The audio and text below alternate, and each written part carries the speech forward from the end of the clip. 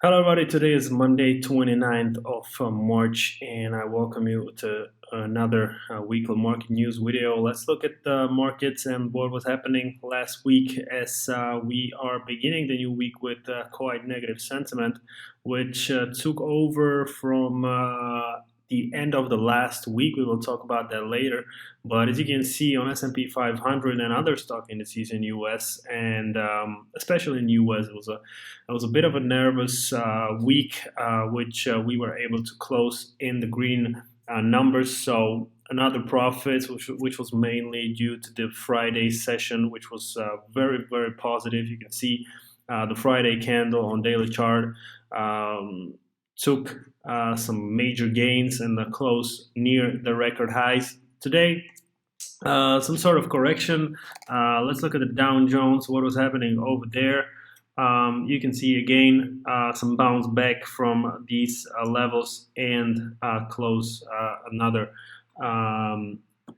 also near their previous record highs. Obviously, where the sentiment wasn't so positive, which is something that we need to get used to this year, perhaps as technological stocks were the main driven factor for stock markets in the year 2020, and we should expect more volatility, much choppy sessions on on technological stocks in US. So yeah, this is something that will keep on happening. But let's look at the sentiment and let's look what's happening last week as some major European economies like perhaps Germany, even Czech Republic, France, they extended their lockdowns. They even got stricter.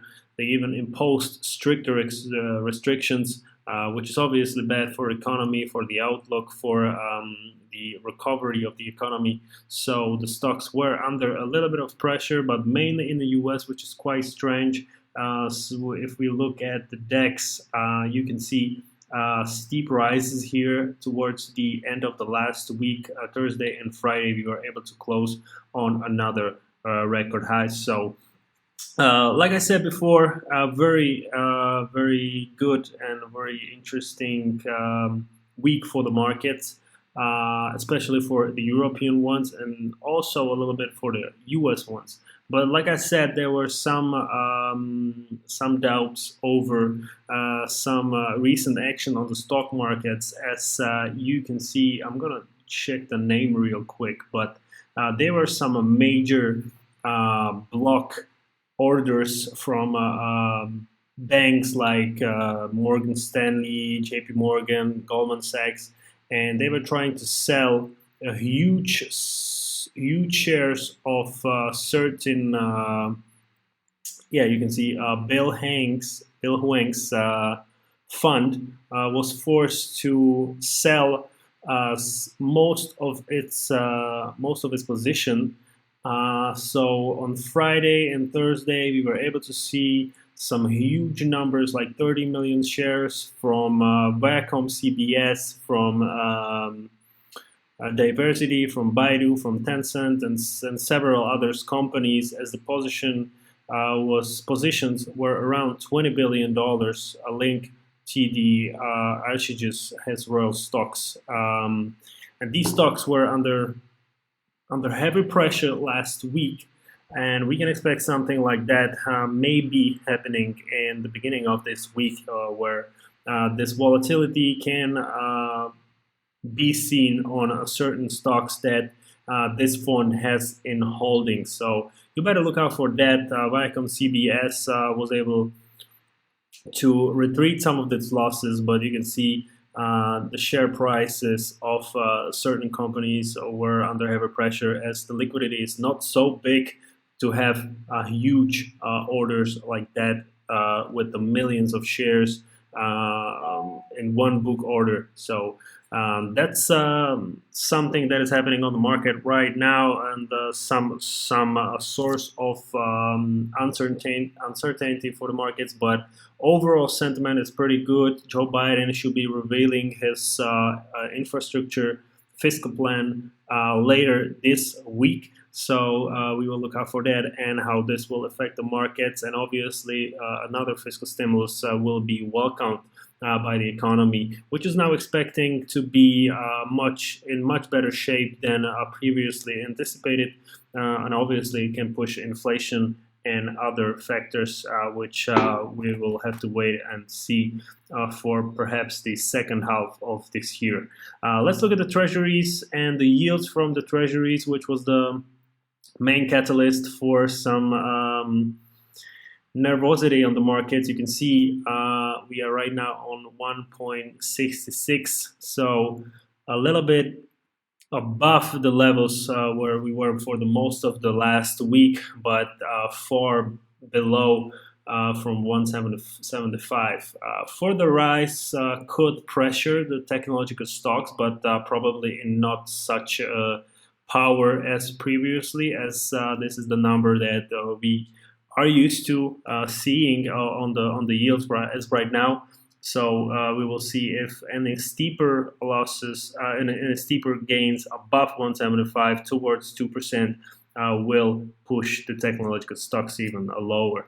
So this is something that is happening right now on the stock markets. Like I said, we are waiting for the fiscal stimulus plan. Also, the first Friday of this week will be this week. So I mean, first Friday of the month, which means the NFP report will be released if there isn't some state holidays in the US. Let's look at the economic calendar and on Friday if we have it. But yeah, it's a good Friday every day, so everywhere. So no interesting data on this Friday to be expected, and even the rest of the week not really interesting in terms of macroeconomic news.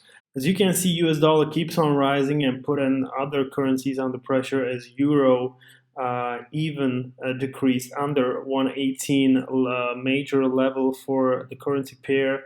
We will wait and see how the market will react, as right now, as it was unable to retreat some of its losses from 118 towards higher highs, and we will have to wait and look for a different levels from technical analysis to even spot where the market could even possibly turn around. As we can see, one major area here on the level 117.43, where the level where the market can retreat. But like I said, the sentiment is very negative as the US dollar keeps on rising, even though the yields are somewhat stable around 166. So it's not helping the dollar, but overall sentiment and overall expectation for US economy were we expect much faster economic recovery than in Europe. Puts the euro under pressure. So the euro is one of the main currency that is under pressure, as the US dollar is, like I said, putting other currencies under pressure as well. But you can see British pound was able to start off the week with some gains. So it's much more positive sentiment here than in Eurozone.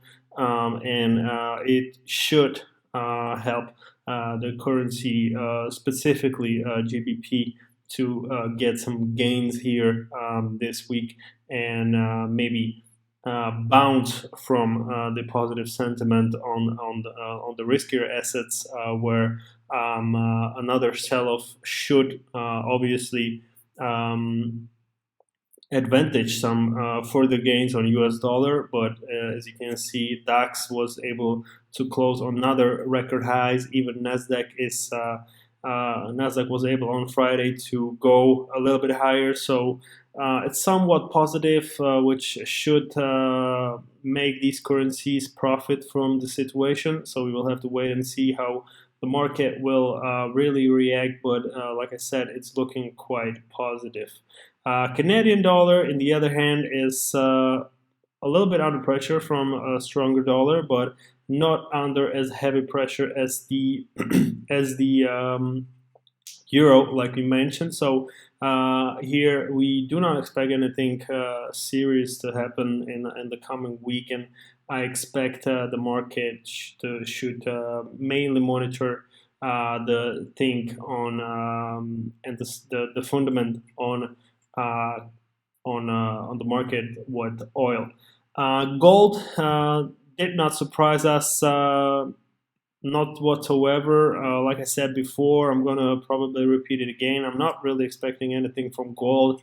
I expect him to be around these levels, around 1700. So it's most of the time expecting it. It's going sideways for 2 weeks in a row. Stronger dollar has not put it under some heavy pressure. So really a mystery what's going to happen on this market. It was looking like it's creating somewhat of a descending triangle, but I wouldn't really here speculate on a further downside on this level. I mean, it makes a lot of sense for gold to go lower as the yields are higher, and investors prefer to have money in bonds rather than in gold, which does not provide any annual returns. So yeah, it would make sense, but like I said, the market's going sideways for most of the time, and we don't really see any. Alt is being a little bit more volatile, even decreased below $60 a barrel for the oil WTI as the Suez Canal um, ship in the Suez Canal, where it was stuck for the whole week, got refloated in the beginning of this week, and it's looking quite positive. So the traffic should be restored this week, and even the supply of oil, other energies, gas should be restored. So there shouldn't be any more worries for the market which should push the price higher. So we probably could see the oil to even stabilize around $60 a barrel, and we will wait and see for the further implications and further information about the demand, how it's going to restore, especially in Europe. So we will have to wait and see for the major economies as Germany should took back some of these restrictions, which could push the demand for oil.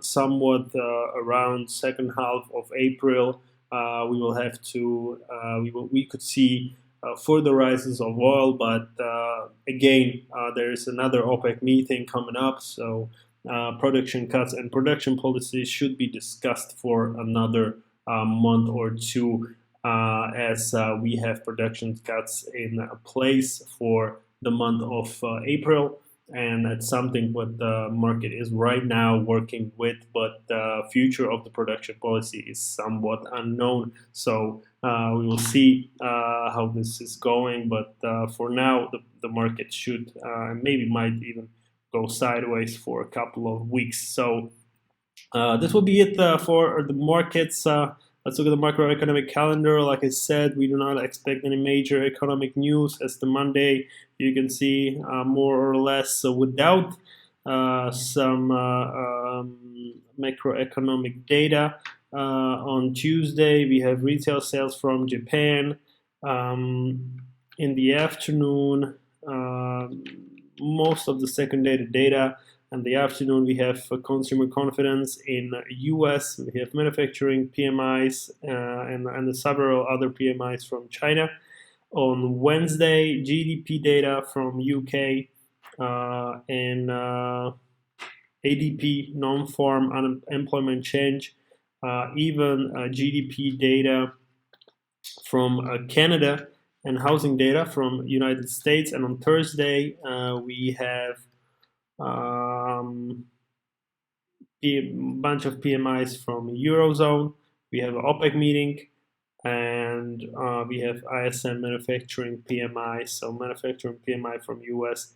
And yeah, so I was wrong. Even in the Good Friday, there will be released that there will be a job data released from US. So this will be even interesting, as the most markets will be closed, but this data will be very interesting, as Joe Biden imposed some of its fiscal stimulus plans and restrictions and even measures that should help the market, job market, to go and perform a little bit better. So we will have to wait and see, and this will be a very interesting report. So yeah, even on Friday we can expect some interesting data to be coming up, and on Monday there is another holiday, so we do not expect anything from the market on Monday the next week. So this will be it for today's video. Thank you guys for watching. If you have any questions, leave them down in the comment section below the video, and I will see you next week.